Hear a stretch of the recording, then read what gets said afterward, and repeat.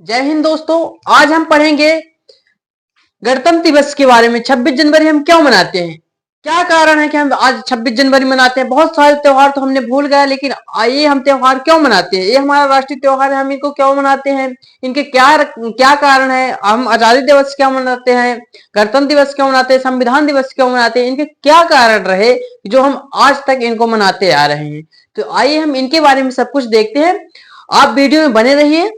यदि आप कंपटीशन में हो तो ठीक है, यदि स्कूल में हो, कॉलेज में हो, यदि कुछ भी नहीं कर रहे तब भी आप एक भारत के नागरिक होने के नाते आप इसको जरूर देखिए कि इस वीडियो को, ये आपको बहुत लाभदायक होने वाली है। ठीक है, तो आइए हम स्टार्ट करते हैं। देखिए, हम हम 26 जनवरी क्यों मनाते हैं, हम 26 जनवरी क्यों मनाते हैं।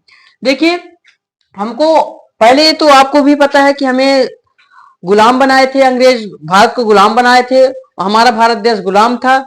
तो हमें 1947 में आजादी मिली। 15 अगस्त 1947 को हमें आजादी मिली, जिसे हम स्वतंत्रता दिवस या इंडिपेंडेंस डे मनाते हैं। फिर हमारा संविधान निर्माण के भी हमें अधिकार दिया गया कि हम संविधान निर्माण करें। तो हमें 26 नवंबर को हम संविधान दिवस मनाते हैं। 26 नवंबर को हम संविधान दिवस मनाते हैं। और गणतंत्र दिवस यानी 26 जनवरी को हम गणतंत्र दिवस मनाते हैं, रिपब्लिक डे मनाते हैं। इसका गणतंत्र का मतलब क्या होता है, किसका मतलब होता है, जैसे कोई भी अब राष्ट्रपति जैसे वंशानुगत नहीं होगा, जैसे कि राष्ट्रपति का बेटा फिर राष्ट्रपति बन जाए, कि प्रधानमंत्री का बेटा फिर प्रधानमंत्री बन जाए, ये नहीं होगा। गणतंत्र का मतलब ये होता है कि अब निर्वाचन द्वारा चुना जाएगा। तो ठीक है, अब इसके बारे में थोड़ा देखते हैं कि ये जो ब्रिटेन हमें ये गुलाम बनाया था, ये जो गुलाम बनाया था ब्रिटेन हमें, इसके क्या कारण है कि ये हमको क्या क्या अवसर दिए, क्या क्या हमारे साथ अत्याचार किए, इसके बारे में देखते हैं। देखिए, ब्रिटेन यहां तक तो ठीक है। ब्रिटेन, इसके पहले का कारण क्या है, जैसे कि ब्रिटेन और जर्मनी का एक घमासान युद्ध हुआ, बहुत तेजी से इनका युद्ध हुआ। जब दोनों का इनका युद्ध हुआ तो वहां बहुत इनको ब्रिटेन वालों को बहुत मारे। ये जर्मनी वाले जो लोग थे ब्रिटेन वालों को बहुत दौड़ा दौड़ा में मारे। और ये ब्रिटेन वाला यही ये जो है ना, यही यही हमें बनाया था, गुलाम बनाया था। तो जर्मनी ने इसको बहुत पीटा, बहुत मारा। तो जब इसको मारा तो यहाँ बहुत गरीबी आने लगी, बहुत सारे, तो यहाँ अत्याचार हुआ। तो फिर जब ब्रिटेन ने कहा, पंडित जवाहरलाल नेहरू मुख्य नेता थे उस टाइम के, तो इनसे कहा कि यदि आप हमको सहयोग देंगे तो हम आपको आजादी दे देंगे, यदि हमारा इसमें सहयोग करेंगे तो हम आपको आजादी दे देंगे। तो इसमें क्या था कि जैसे अपने यहाँ राजनीति होती है ना दोस्तों, जैसे भाजपा, कांग्रेस, बीएसपी, इस तरह इसमें लड़ाइयां होती है। तो यहाँ भी, यहाँ दो पार्टी थी, ब्रिटेन में दो पार्टी थी, एक थी लेबर पार्टी, एक थी कंजर्वेटिव पार्टी। एक थी लेबर पार्टी, एक थी कंजर्वेटिव पार्टी। लेबर पार्टी ने बोला कि यदि जवाहरलाल जी, यदि हमें आप सहयोग करेंगे तो हम आजादी देंगे। और एक जो कंजर्वेटिव पार्टी थी तो बोलती थी कि हमको आप सपोर्ट करेंगे तो हम आपका सहयोग करेंगे। तो लेबर पार्टी की पंडित जवाहरलाल नेहरू ने सहयोग किया, सेनाओं से भी सहयोग किया, सभी तरह से। जब लेबर पार्टी जीत गई तो 1946 में उन्होंने बोला कि हाँ ठीक है भाई, हम आजादी दे देंगे, हो गया, यदि हमारी आप बात माने तो अब हमको आजादी देना पड़ेगा। तो उन्होंने 1946 में एक ब्रिटेन से कैबिनेट मिशन आया 1946 में। इसमें क्या बातें थी, दो मुख्य बातें थी, एक अंतरिम सरकार, एक संविधान।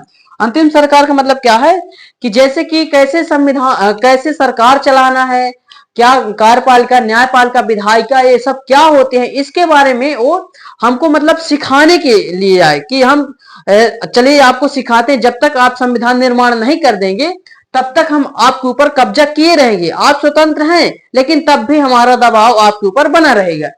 तो ये अंतरिम सरकार थी। और फिर जब संविधान आपका निर्माण हो जाएगा तो हम आपको पूर्ण रूप से आजादी या गणतंत्र करके हम यहां से चले जाएंगे। तो इसके बारे में उन्होंने दो मुख्य उपदेश दिए थे, बात किए थे। तो अंतरिम सरकार 4 साल चली, इसकी अंतरिम सरकार 4 साल चली, जो कि 1946 से लेके 51 तक चली थी। 51 तक चली थी, जो उन्हीं का शासन था, हमारे ऊपर उनका शासन था। फिर हमारे यहाँ तो 1952 में प्रधानमंत्री बने ना, प्रधानमंत्री हमारा 1952 में बने। 1951 में चुनाव हुआ, 1952 में प्रधानमंत्री बने। तो ये हुआ। अब देखते हैं, अब इसके बारे में जैसे देखते हैं कि जैसे यहाँ तक तो ठीक है, हो गया। यहाँ ये हमारे सहयोग की बोले कि अब आप अंतरिम सरकार हम अभी हम आपके चला रहे हैं, आप तब तक संविधान निर्माण करिए। जब इतना अवसर दिए तो हमारे यहाँ इतना एक्टिव थे, पढ़े लिखे थे, तो बोले कि ठीक है भैया, जब हम हमें संविधान बनाने का मौका मिला है तो हम जरूर बनाएंगे। तो ये अब आइए देखते हैं संविधान निर्माण में क्या था। संविधान निर्माण में क्या था, जैसे दोस्तों इसमें संविधान निर्माण के लिए अप्रत्यक्ष आपस में हमारे भारत देश के लोग अप्रत्यक्ष निर्वाचन किए, जिसमें से डॉक्टर भीमराव अंबेडकर बंगाल से चुने गए थे। ये आप ध्यान रखिए। 1946 में जब ये कैबिनेट मिशन आया तो अंतिम सरकारें चला ही रहे थे। आप बोले कि आप संविधान निर्माण करो, हम आजादी दे देंगे, हमें आपको आजादी दे देंगे, आप अपना देश संभालिए। फिर तो 1946 में संविधान निर्माण शुरू हुआ। 1946 में कितने सदस्य थे? 389 सदस्य थे। 389 सदस्य थे। ये जब हमारा अखंड भारत था तब इसमें बहुत सारा जनसंख्या था। जैसे बांग्लादेश था, पाकिस्तान था, और सारे देश थे। तो सभी देशों के हमारे 389 सदस्य थे। 389 सदस्य थे। और ये सेंट्रल हॉल, जो संसद भवन होता है, उसके सेंट्रल हॉल में बीच में बैठा के संविधान निर्माण कर रहे थे। फिर 1947 में 299 सदस्य बचे। अब आप कहें कि ये कहां मर गए? ये मरे नहीं दोस्तों। जैसे कि कुछ मान लो मर भी गए, और कुछ क्या है कि ये जो पाकिस्तान वाला जो जिन्ना है, जिन्ना ने अपना देश अलग कर लिया। जब अपना देश अलग कर लिया तो कुछ पाकिस्तान में चले गए, कुछ बांग्लादेश पाकिस्तान में चले गए, तो कुछ सदस्य कम गए, तो 299 बचे। अब फिर 1950 में जब संविधान को पूर्ण रूप से बन गया, बनते लागू होते होते कितने बचे हमारे संविधान में सदस्य? 1950 में 26 जनवरी जब लागू हुआ हमारा, तो 284 लोगों को साइन हुआ संविधान में। 284 लोग को साइन हुआ उसमें, और 15 महिलाओं का भी योगदान है हमारे संविधान में। 15 महिलाओं का भी योगदान है संविधान निर्माण में। अब फिर हम उसके अब यहां तक आ गए, ठीक है। अब और हम आगे देखते हैं, जब इनका योगदान ये सब रहा, तो इसमें कुछ इतने तो सदस्य थे, मैंने मुख्य सदस्य बताया। अब इसमें कुछ समितियां बनी कि आप क्या करिए, आपका क्या काम है, इसके बारे में देखते हैं। देखिए, संविधान निर्माण में 13 समिति बनी, 13 समिति बनी, जो संविधान निर्माण के लिए आप क्या करेंगे, आप लिखेंगे, आप बोलेंगे, आप सबका देखभाल करेंगे, इसके बारे में ये सब मतलब 13 प्रकार की समिति बनी, जिसमें से स्थायी अध्यक्ष हमारे थे डॉक्टर राजेंद्र प्रसाद, जो प्रथम राष्ट्रपति भी थे। और फिर सलाहकार थे BN राव। और अस्थायी सदस्य यदि आपसे पूछता है तो डॉक्टर सच्चिदानंद सिन्हा थे। ठीक है, सच्चिदानंद सिन्हा थे।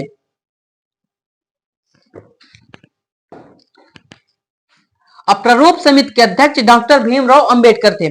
जो ये 13 समिति थी, ये जो 13 समिति थी, इसके सबसे प्रमुख थे डॉक्टर भीमराव अंबेडकर। सबसे प्रमुख समिति थी डॉक्टर भीमराव अंबेडकर, जो जिसमें थे प्रारूप समिति की। इसीलिए डॉक्टर भीमराव अंबेडकर को संविधान का जनक या पिता कहा जाता है। ठीक है, तो जब संविधान निर्माण हो गया हमारा, तो संविधान निर्माण में क्या क्या कितना रखा गया, तो जैसे देखिए 22 भाग थे हमारे संविधान में। जो संविधान बन के तैयार हुआ उसमें 22 भाग थे। अब बढ़ा के तो 25 भाग कर दिए। अब फिर क्या 395 अनुच्छेद थे। अब अनुच्छेद वर्तमान की हम बात करते हैं तो 448 हो गए। 448 जैसे कि ABCD जोड़ के इस तरह के, कभी संशोधन, कभी मौलिक कर्तव्य जोड़ दिए, कभी कुछ जोड़ दिए, कभी शिक्षा का अधिकार जोड़ दिए, कभी कुछ ऐसे, इस तरह का 448 हो गए। पहले 8 अनुसूची थी, अब वर्तमान में हमारी 12 अनुसूची है, ये है। ठीक है, तो अब यहां तक तो हो गया दोस्तों। अब इसका मुख्य कारण क्या है, जो वीडियो बनाने का मुख्य कारण क्या था, ये 2 महीना लेट क्यों हुआ? ये 26 नवंबर को जब हमारा निर्माण हो गया, तो 26 जनवरी, ये क्या मतलब भैया, ये क्या मतलब है? इसका क्या कारण रहा कि यहाँ जो हम 26 जनवरी को मनाते आ रहे हैं? तो इसको जानने के लिए यहाँ थोड़ा इतिहास में जाते हैं, आजादी से पहले चलते हैं। ठीक है, तो आइए हम आते हैं 1929 में। 1929 में क्या था, कांग्रेस अधिवेशन हो रहा था एक लाहौर में, कांग्रेस अधिवेशन हो रहा था 1929 में दिसंबर में, जिसकी अध्यक्षता कर रहे थे पंडित जवाहरलाल नेहरू ने। पंडित जवाहरलाल नेहरू ने अध्यक्षता कर रहे थे। तो इसमें जवाहरलाल जी ने क्या कहे कि अंग्रेज हमें पूर्ण स्वराज करें कि मतलब कि हमें आजादी दें, आजादी दी। तो यदि वो बोले कि हाँ ठीक है, पहले हमारे नियम का पालन करो, ये सब करो, तो अत्याचार करवाते थे इनसे कि आप ऐसा ही करो। तो यहाँ वाले मना करते थे, भाई हम अत्याचार वाले नहीं हैं, हम बुद्ध के देश से, हम क्यों अत्याचार करें। तो इन्होंने क्या कहा कि दिसंबर में, ध्यान रखिए दिसंबर का यहीं से आता है, हमारा 26 जनवरी जो आएगा इसी के कारण आएगा। तो दिसंबर 1929 में लाहौर अधिवेशन था। एक बार फिर बता रहा हूं, दिसंबर 1929 में लाहौर अधिवेशन था, जिसकी अध्यक्षता पंडित जवाहरलाल नेहरू ने कर रहे थे। उन्होंने कहा अंग्रेजों से, यदि आप हमें स्वतंत्र न करेंगे, आजादी न देंगे, तो हम लास्ट महीने के जो अगला महीना आएगा उसको, जो संडे का दिन आएगा, लास्ट महीने के संडे के दिन हम पूर्ण स्वराज की घोषणा कर लेंगे अपने आप। तो अंग्रेज नहीं दे रहे थे। तो जो लास्ट महीना था, अब जैसे दिसंबर के बाद क्या आएगा, जनवरी आएगा। तो जनवरी लास्ट महीने की जनवरी में 26 तारीख को हमारा संडे पड़ रहा था। संडे जो ये वादा किए थे जवाहरलाल नेहरू कि हम लास्ट महीने के संडे को हम स्वतंत्रता हम मना लेंगे। तो इन्होंने 26 जनवरी को ही आया, ये त्योहार हमारा 26 जनवरी को ही आया। तो क्या हो, जब 26 जनवरी को संडे आया, तो 26 जनवरी 1930 से हमने स्वाधीनता दिवस मनाने लगे। मतलब कि हम स्वाधीन हैं, हम स्वयं के शासन करेंगे, हमारा देश है, हम स्वयं राज करेंगे, भैया तुम क्यों करोगे। तो इन्होंने 1930 से स्वाधीनता दिवस मनाने लगे। जब 1930 में मनाए, इसी तरह 1931 में मनाए, 32 में मनाए, 33 में मनाए, 34, इसी तरह मनाते मनाते हम 26 जनवरी 1949 तक आ गए। हमारा 26 जनवरी 1949 तक, यहाँ पास तो हमारा 26 नवंबर था, नवंबर को निर्माण हो गया, संविधान निर्माण यहाँ पास हुआ। यहाँ पास तो अब यहाँ पास बोले कि भैया यहाँ पास क्या हो, अब यहाँ तक आ गए हम। तो अब सोचे कि जो इतने 20 साल से हम मनाते आ रहे हैं त्योहार, 2 महीने रुक जाएं। जैसे जनवरी है, नवंबर है, फिर दिसंबर, फिर जनवरी आ जाएगा। 26 नवंबर को निर्माण हो गया हमारा संविधान निर्माण। अब फिर क्या है, जैसे दिसंबर हो गया, अब फिर 26 जनवरी को मनाते थे हम, स्वाधीनता दिवस मनाते थे। तो इसीलिए हम बोले कि एक साथ ही अब हम कर ले, स्वाधीनता को हम गणतंत्र रूप में मनाएंगे, संविधान लागू कर देंगे। इसीलिए 26 जनवरी को हमारा संविधान लागू हो गया। 26 जनवरी 1950 को संविधान लागू हो गया, जिसको हम गणतंत्र दिवस के रूप में हम मनाते हैं। ठीक है, तो एक आज के लिए इतना ही दोस्तों। ये वीडियो बहुत महत्वपूर्ण रही आपके लिए। आप हमको कमेंट में जरूर बताएं कि ये वीडियो कैसी लगी। आज के लिए इतने, धन्यवाद।